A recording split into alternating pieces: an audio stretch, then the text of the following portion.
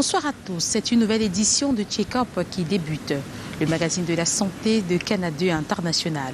Le monde entier a été ébranlé par la pandémie de coronavirus. Des milliers de morts ont été enregistrés en 10 mois dans certains pays.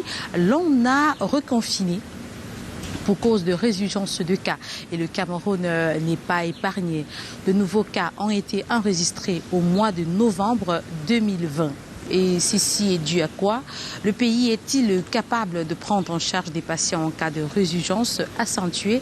Pour répondre à ces questions, notre invité de cette semaine, qui n'est autre que le docteur Hans Mossi Makembe, il est le coordonnateur pour la région du littoral des épidémies et des pandémies. En seconde partie, nos spécialistes, pharmaciennes et sages-femmes nous parleront de l'anémie chez la femme enceinte, comment faire pour se mettre à l'abri et surtout comment prendre ses collyres. À présent que le sommaire de votre magazine est déroulé, je vous retrouve tout juste derrière pour échanger avec notre invité. À tout de suite.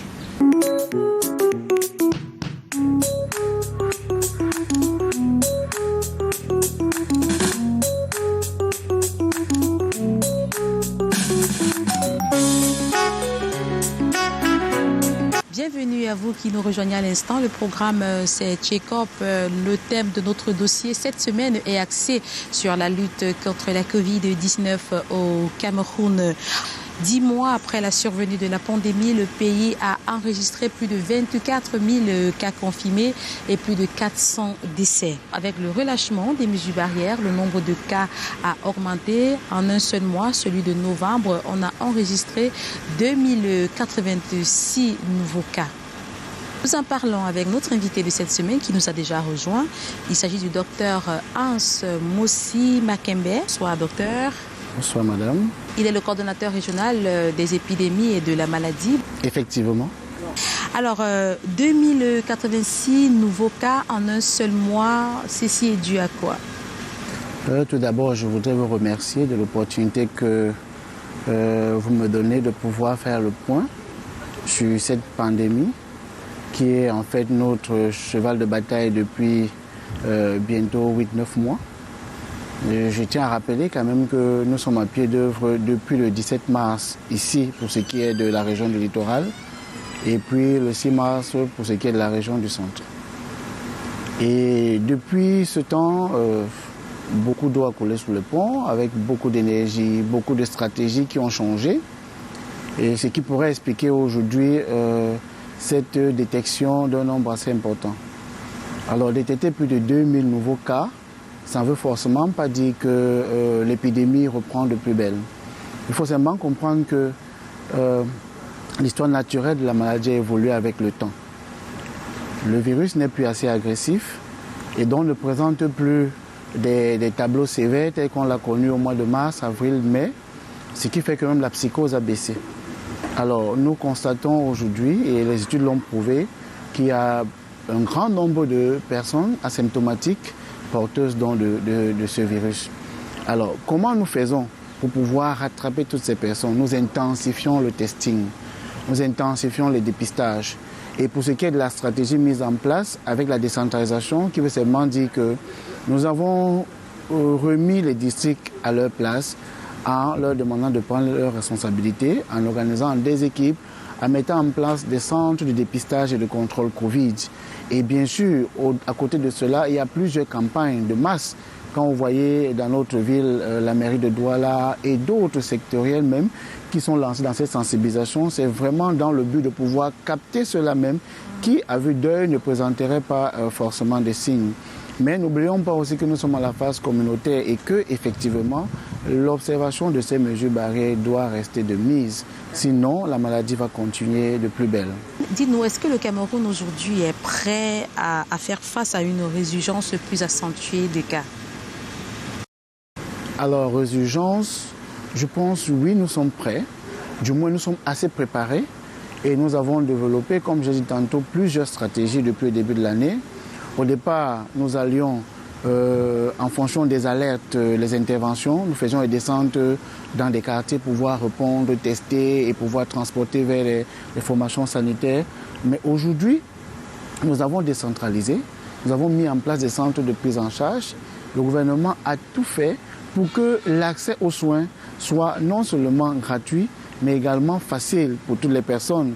Parce que n'oublions pas qu'en tout début, la psychose, c'était aussi ça.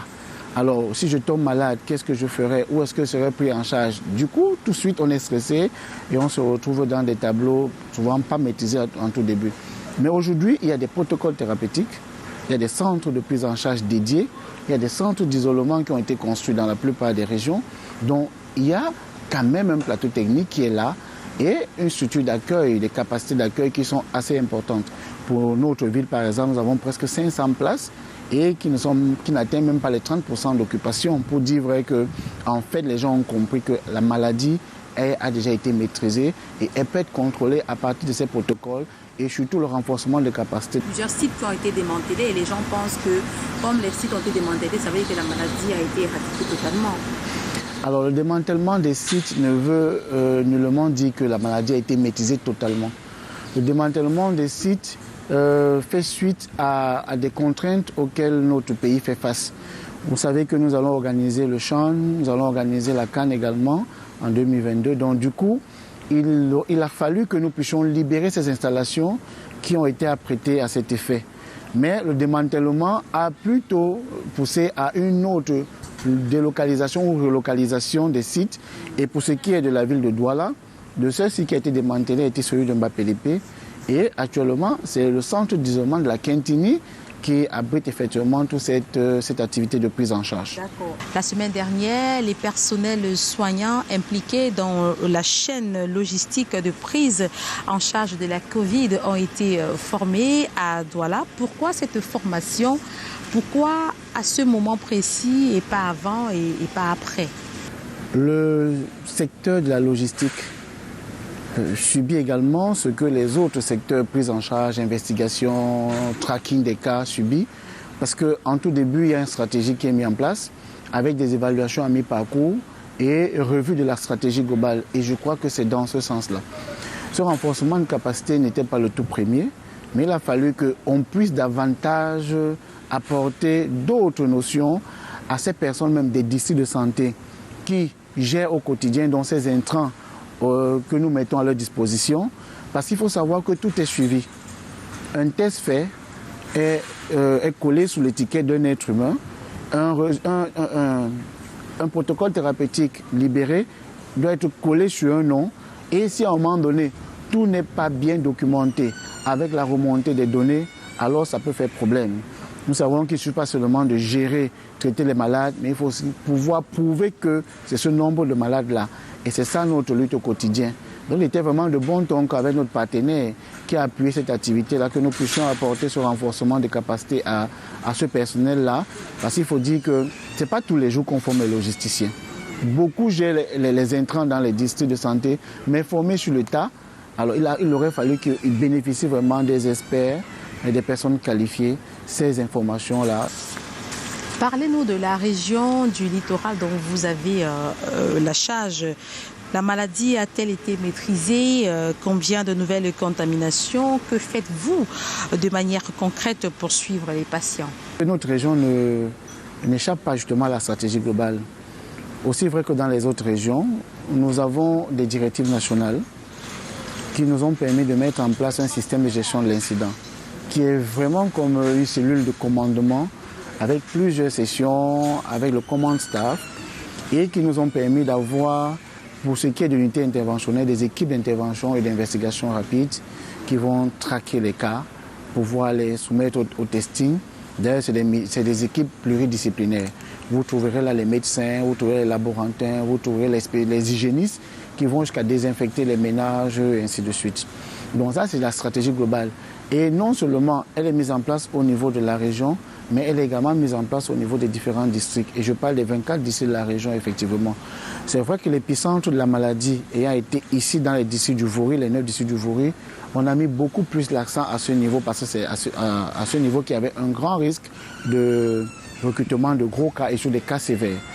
Donc c'est cette stratégie qui est mise en place. Nous avons prioritairement mis dans ces centres de dépistage et contrôle de Covid dans les 9 districts du Vouri. qui permettait déjà à la communauté d'accéder facilement au testing. Vous savez qu'au début, c'était très difficile. On n'avait que l'hôpital La Quintini dans un premier temps et vraiment la demande était forte. On ne répondait pas toujours à toute cette offre-là, à toute cette demande-là. Alors la mise en place de ces centres de dépistage nous a vraiment permis de bien rassurer la communauté. Et aujourd'hui, quand vous y faites des tours, vous verrez des centaines de personnes qui viennent au quotidien et qui ont leurs résultats presque en temps réel. Dans les 1 heure de temps, on rentre en possession de son résultat.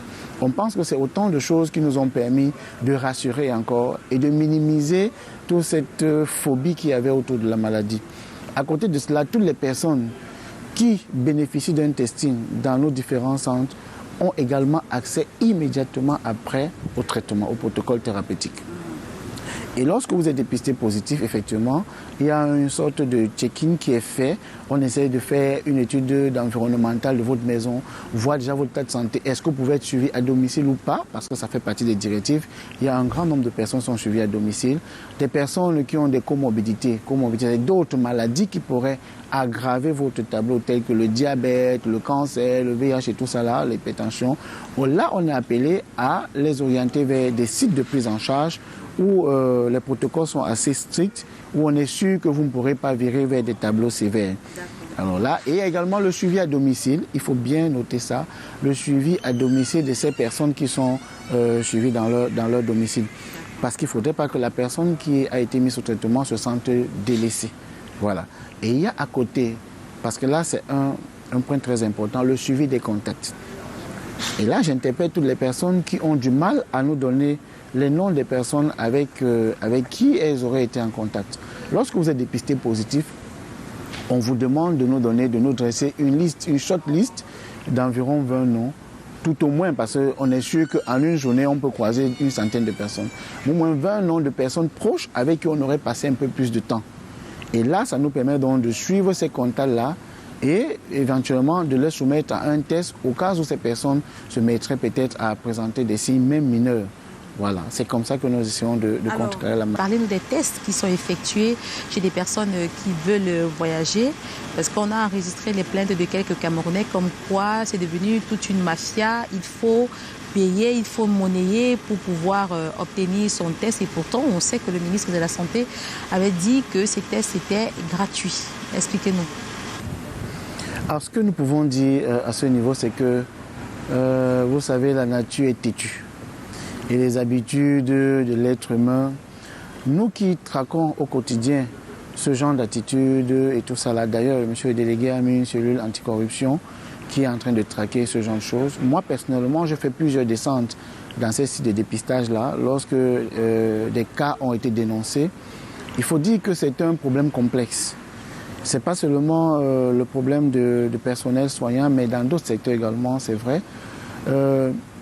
Il y a une responsabilité qui est dégagée du côté des personnels soignants, mais également des usagers qui pensent qu'en proposant des choses, ça peut aller plus vite. Mais nous tenons à rappeler que, aussi longtemps que notre ministre l'a dit, le chef du gouvernement, le Premier ministre, les tests au Cameroun demeurent gratuits. Jusqu'à preuve de contraire, parce qu'on ne sait jamais. Demain, le gouvernement peut prendre d'autres décisions et nous passons le temps à rappeler à toutes ces personnes qui se rendent dans ces sites de dépistage que les tests sont gratuits. Tout ce que nous recommandons aux voyageurs, c'est d'arriver aussitôt, très tôt, parce qu'on sait que les tests ont une validité de 72 heures. Si vous venez la veille de votre voyage, vous devez aller dans un pays où c'est la PCR, un type de test que nous faisons, la PCR qui est requise là-bas, vous ne pourrez pas être testé et être sûr que vous aurez votre résultat dans les 2 heures.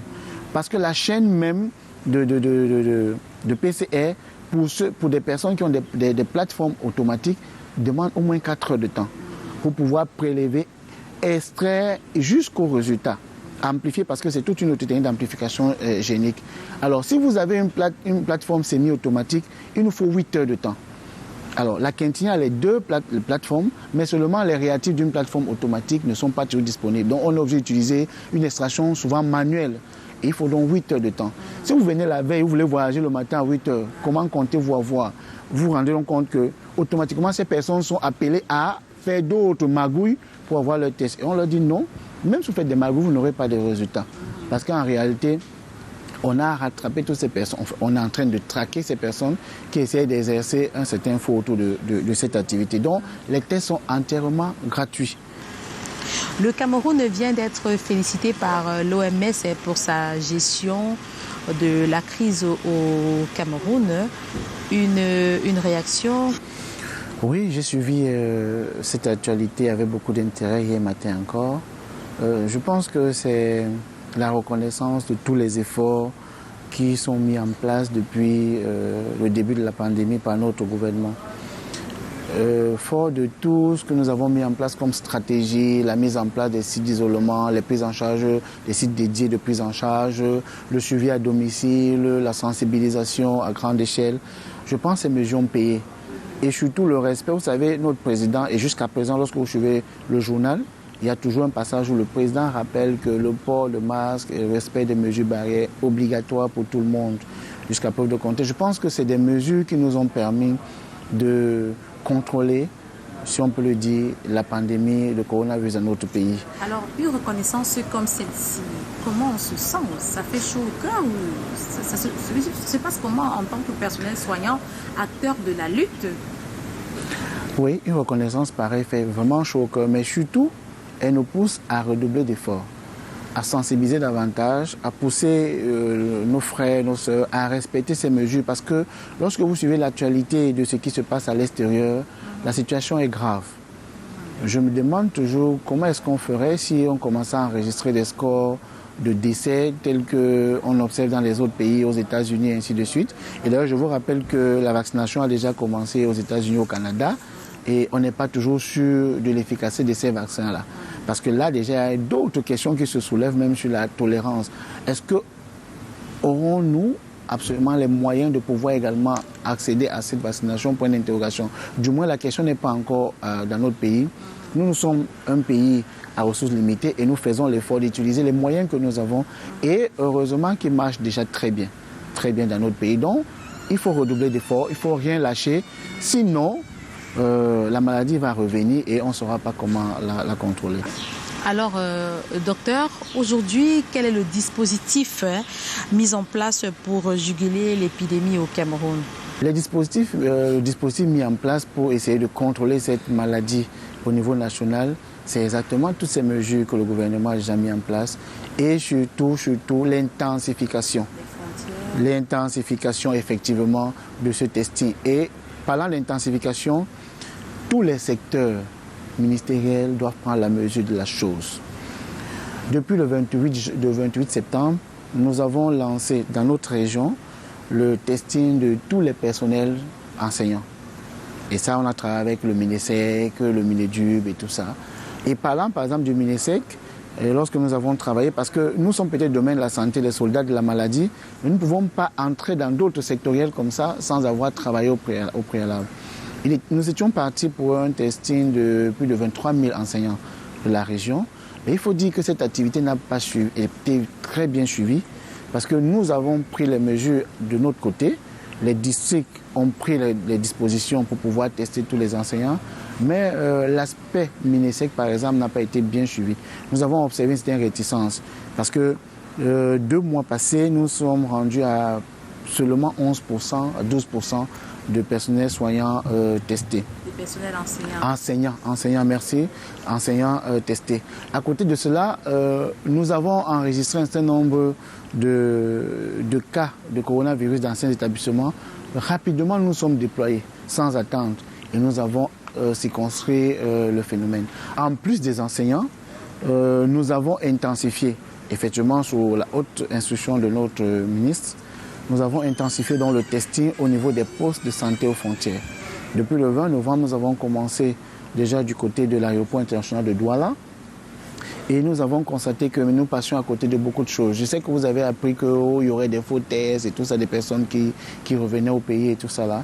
Et suite donc, fort de cela, nous avons pris des dispositions pour retester toutes les personnes qui reviendraient au pays, venant d'un pays, enfin de n'importe quel pays, quel que soit, même si on montrait un résultat positif ou négatif, on s'en fout. Vous avez été testé, votre test a une validité de 3 jours, on s'en fout. Vous êtes quand même soumis au test. Et je rappelle seulement que depuis que nous avons commencé, nous avons en moyenne 3 positifs par jour. Si vous prenez 3 positifs par jour, en 10 jours, ça fait combien? Et depuis 8 mois, ça fait combien de personnes que nous laissons passer? Et ça pourrait être une autre source de contamination que nous n'avions peut-être pas d'emblée. Donc, il y a un personnel qui a été affecté à ce niveau-là pour pouvoir renforcer ces équipes-là et essayer de couvrir aussitôt que possible tous les voyageurs qui revenaient de ces pays-là. Également, nous avons lancé déjà au niveau du port autonome de Douala, c'est l'autre poste de santé aux frontières, les testings également. Nous avons mené une séance de travail lundi dernier avec les responsables du port, la sécurité, les commandants et tout ça. Et les dispositions sont prises pour que toutes les personnes qui entrent également de ce côté-là puissent être soumises au testing. Docteur, nous nous acheminons déjà vers la fin de cet entretien. Un mot à l'endroit des téléspectateurs qui nous regardent en ce moment. Si nous pouvons dire quelque chose à l'endroit de tous ceux qui nous regardent ce soir, c'est vraiment réitérer le respect des mesures barrières. On ne le dira jamais assez. Depuis le début, le gouvernement est unanime là-dessus et c'est le même message qui passe. Nous avons le devoir de respecter les mesures barrières. Si nous ne pouvons pas le faire pour nous, faisons-le au moins pour les autres. Faisons-le pour des personnes qui ont déjà des comorbidités, des personnes suffisamment affaiblies, et ainsi de suite, âgées. Et nous savons, et je rappelle encore aux parents, lorsqu'on voit l'évolution du coronavirus, nous risquons de vivre avec ces maladies pendant un certain moment. Donc il faut donc qu'on essaie de voir notre comportement, notre attitude globale. Et j'interpelle également les parents et tous ceux qui ont des enfants à l'école de ne pas paniquer parce que la maladie est là, est circule dans la communauté. Il nous revient à nous de prendre des mesures nécessaires. Nous n'allons pas arrêter de vivre parce qu'il faut que la vie continue. Les écoles ont repris, nous avons pris des mesures et chaque fois qu'il y a une alerte, nous courons vers ces personnes. Donc respectez les mesures barrières. Vous êtes dans un milieu public assez fréquenté, portez vos masques.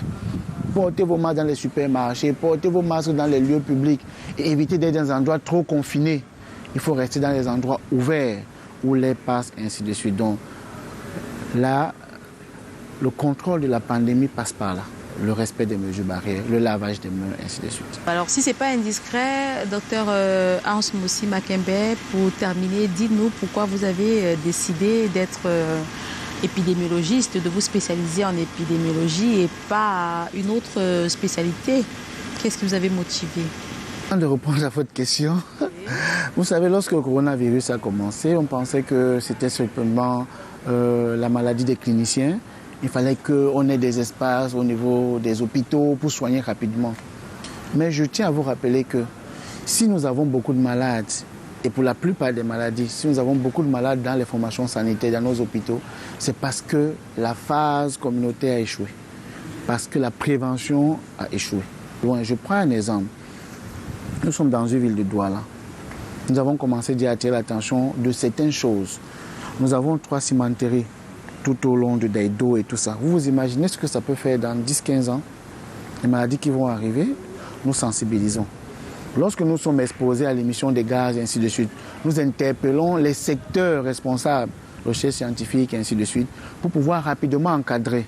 Notre rôle, c'est aussi ça. L'épidémiologiste apporte des mesures globales pour soigner le grand nombre de personnes à la fois.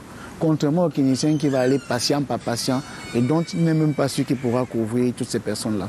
Je pense qu'avec une seule mesure, l'épidémiologie peut sauver toute une communauté. Que pensez-vous du programme Check-up? Je pense que c'est une opportunité pour nous. C'est une très belle initiative. Surtout que notre pays est assez difficile. Les membres de la communauté ne sont pas toujours ouverts à la bonne information. Je dis bien la bonne information parce que le nouveau phénomène aujourd'hui, c'est WhatsApp. Avec les fakes, pour peu que quelqu'un lance un message, on ne veut même pas savoir si c'est un message de bonne qualité, si l'information qui vient de là est vraie ou fausse. Alors on publie, on partage et ça va vite. Les gens ne sont pas ouverts à la lecture. Les gens ne sont pas ouverts aux bons médias ou alors aux bons programmes télé qui nous apportent la bonne information. Je vous félicite de cette initiative et vous exhorte peut-être à multiplier encore et d'inviter d'autres experts qui pourraient vraiment sensibiliser pour que de bonnes attitudes puissent être prises dans la communauté. Merci, docteur Hans Moussi Makembe, d'avoir répondu à toutes nos questions, d'avoir édifié nos téléspectateurs en ce qui concerne la lutte contre le coronavirus au Cameroun. Il faut dire que c'est un sujet qui préoccupe encore et encore 10 mois après. Merci à vous. Nous restons disponibles. Invitez-nous quand vous pourrez. Ça nous permettrait de passer un message à large échelle. Merci beaucoup. La suite de votre programme, c'est juste après cette transition. À tout de suite.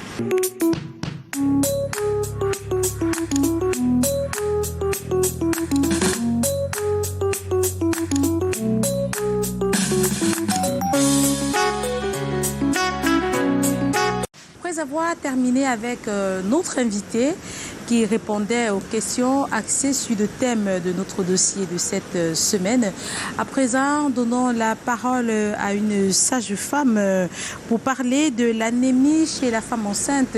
Elles sont nombreuses à avoir des carences durant leur grossesse. Et qu'est-ce qu'il faut faire pour se mettre à l'abri? Laetitia Nguidiol, notre sage-femme, nous en parle. Bonsoir Mireille, bonsoir aux abonnés de l'émission TECOP. Aujourd'hui, dans le cadre de notre rubrique au cœur des maternités, nous allons parler de l'anémie et grossesse. Qui parle d'anémie parle de sang. Notre sang est constitué des globules rouges, des globules blancs, du plasma et des plaquettes. Ce qui nous intéresse, nous, ici, aujourd'hui, ce sont les globules rouges. Les globules rouges sont des cellules dépourvues de ribosomes, de noyaux, de mitochondries, mais contenant une grande quantité d'hémoglobine. C'est cette hémoglobine qui lui confère sa coloration rouge. Cette même hémoglobine a pour rôle de transporter l'oxygène des tissus, de transporter l'oxygène vers les tissus, les fixer dans ces tissus grâce au fer qu'il contient. Lorsqu'il y a donc manque de globules rouges ou alors diminution du taux d'hémoglobine, on parle d'anémie. Dans le cadre de la grossesse, on distingue deux types d'anémie. Une anémie due à une carence en fer qu'on appelle anémie ferriprive et une anémie due à une carence en vitamine B9 ou alors acide folique. La vitamine B9 est très importante pour une femme enceinte, surtout pour le fœtus, car elle participe à la production du matériel génétique, elle participe à la division cellulaire, autant pour moi, elle participe au fonctionnement du système immunitaire et le système nerveux. Donc, une carence en vitamine B9 serait néfaste pour le bébé à venir et va diminuer la production des globules rouges. Pour ce qui est de l'anémie ferriprive ou anémie due à une carence en fer, elle survient généralement au deuxième trimestre de grossesse, plus précisément à la 20e semaine d'aménorrhée. Pendant cette période de grossesse, le volume sanguin de la maman augmente. Son besoin en fer augmente également car le bébé à venir puise dans les réserves maternelles pour se développer. C'est pour cette raison qu'on supplémente la femme en fer pendant cette période de la grossesse. Alors, une carence en fer donc pourrait causer la diminution des globules rouges et ce n'est pas bon pour le bébé. Donc, comment reconnaître une femme qui est anémiée? Déjà, nous notons qu'il y a des femmes qui supportent leur anémie. Il faudra un bilan pour connaître qu'elle est anémie. Néanmoins, comme symptôme, on peut avoir la pâleur du teint, on peut avoir la pâleur des conjonctives, on peut également avoir une extrême fatigue, des étourdissements, voire des évanouissements. Alors, pour poser le diagnostic d'anémie, nous allons prescrire une numération formule sanguine. Une numération formule sanguine qui s'effectue au laboratoire et c'est un examen qui fait partie du bilan prénatal. Et maintenant, face à une anémie, que devons-nous faire? Déjà, c'est à titre préventif le traitement. Lorsque on reçoit la femme au premier trimestre, on lui prescrit l'acide folique. On va aller plus loin. La femme doit prendre l'acide folique 3 mois au moins avant la conception et durant tout le premier trimestre de grossesse. Pendant le deuxième trimestre de grossesse, on passe au fer. Ça peut être des ampoules buvables ou alors les sirops ou les comprimés. Ça dépend du taux d'hémoglobine que nous révélera la numération formule sanguine. Pour ce qui est du traitement préventif, on peut avoir la transfusion sanguine. Là, c'est lorsque le taux d'hémoglobine est vraiment bas. Alors, on conseille également à la femme sur son hygiène alimentaire, sur les aliments qu'elle doit consommer, à l'instar de la viande rouge ou alors les fruits, beaucoup de légumes. Elle peut consommer les œufs, le haricot, des aliments riches en fer. Donc, quelles sont les complications chez le bébé ou chez la femme? Comme complication, on peut avoir un accouchement prématuré. On peut également avoir une anomalie du tube neural qu'on appelle généralement le spina bifida. On peut avoir aussi un retard de croissance. C'est pour cette raison qu'il est important, lorsque l'on constate que nous sommes enceintes, d'aller à l'hôpital déjà pour poser le diagnostic de grossesse et aussi pour la prise en charge immédiate. Nous voilà parvenus au terme de notre présentation. Merci une fois de plus pour votre aimable attention.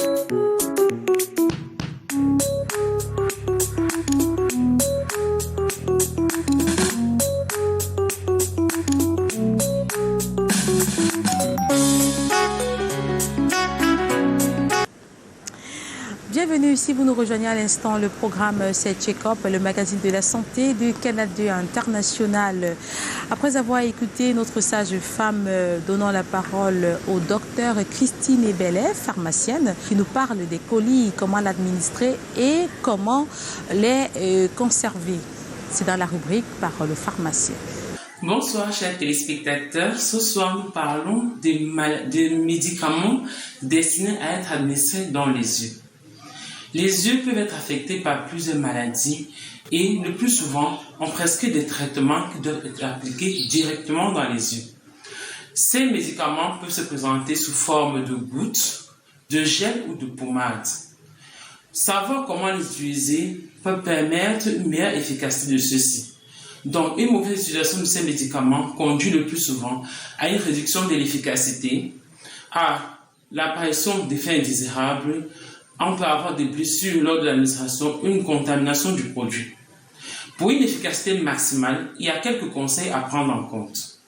Il est important de respecter rigoureusement la posologie et les modalités d'usage qui sont prescrites par votre médecin ou conseillées par votre pharmacien. Il faut prendre le nombre de gouttes tel qu'il est convenu, ne pas en mettre plus. Lorsque vous avez plusieurs médicaments à appliquer dans les yeux, il est important de respecter un intervalle de 5 minutes entre les deux médicaments. Si vous avez un doute, demandez à votre pharmacien lors de votre achat de vous indiquer les heures et l'ordre selon lequel vous devez prendre vos médicaments. Les médicaments destinés à être appliqués dans les yeux sont fabriqués et sont conservés de manière stérile. Stérile, c'est-à-dire qu'ils n'ont pas de microbes. Tout au long de votre utilisation, il est important d'éviter la contamination. Et pour ce faire, pour maintenir sa qualité, il est important de conserver le médicament dans de bonnes conditions. Avant de l'utiliser, il faut avoir les mains propres, lavées avec de l'eau et du savon. Le médicament ne doit pas, lors de l'administration, toucher vos mains, toucher la peau ou une autre surface. Il faut vérifier qu'il n'est pas partagé avec d'autres personnes. Il doit être conservé dans un endroit propre et sec. Les endroits humides tels que la salle de bain ou sujets à une autre température telle que la voiture ou la cuisine sont à proscrire. Préférez les conserver dans le tiroir de chevet de votre chambre. Comment bien donc les administrer? Lorsque nous voulons administrer un médicament dans les yeux, la première étape à suivre, c'est de laver ses mains avec de l'eau propre et du savon. Les sécher avec un linge propre. Vous pouvez vous mettre devant un miroir. Si voir ce que vous faites vous aide à bien mettre le médicament. Vous inclinez votre tête légèrement vers l'arrière. Vous tirez la paupière inférieure vers le bas afin de former une petite poche dans laquelle vous administrez votre médicament. Si c'est une goutte, vous mettez la goutte au centre de la poche de la paupière inférieure. Si c'est la pommade ou le gel, vous appliquez une mince couche le long de la paupière en commençant du nez vers l'extérieur. Vous refermez délicatement votre œil, vous la maintenez fermée pendant 30 secondes à 2 minutes. Votre vision peut être brouillée par un court instant. Ce n'est que normal. Après, vous prenez un mouchoir propre, vous essuyez l'excédent de médicaments que vous jetez et vous lavez vos mains. Bien utiliser ces médicaments, c'est garantir une bonne efficacité. Si vous devez l'administrer à un enfant, vous pouvez le conseiller de s'asseoir ou de se mettre sur le dos afin de faciliter l'administration. Si vous avez un doute, demandez conseil à votre pharmacien qui peut vous permettre de voir plus clair. Bonne semaine, merci et à très bientôt.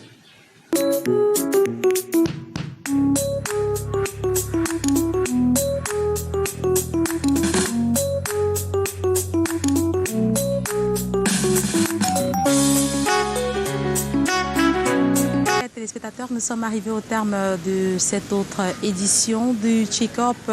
Vous l'avez compris, avec notre invité, c'est possible de se mettre à l'abri du coronavirus. Aujourd'hui, des mesures ont été prises au niveau des frontières pour juguler l'épidémie et surtout de rester vigilant. Le Cameroun est prêt à prendre en charge les patients infectés par la Covid-19. Si vous avez d'autres préoccupations, si vous voulez nous faire part des thèmes d'émission à aborder, n'hésitez pas. Rendez-vous sur la page du Facebook de l'émission en tapant le MAG de la santé en un seul mot, avec un L, un M et un S majuscule.